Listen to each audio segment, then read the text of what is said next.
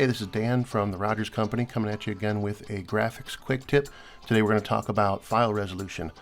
When doing wide format printing, we want to keep our file between 100 and 120 dpi at print size. I'm going to show you how to check that. First we'll start in Illustrator. We're just going to go up to Window and click on Links. That's going to open our Links palette up, and we can select on either of these two images. The horse image here is going to come in at about 104 ppi, and then if we click on the bird, he's at 53, so that's not high enough resolution image to print without some pixelation showing up.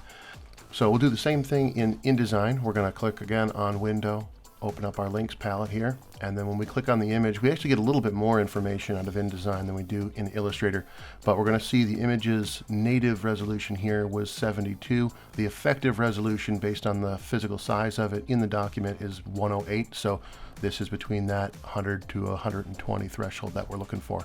I'm Dan. This has been Graphics Quick Tips from the Rogers Company. Thank you for watching.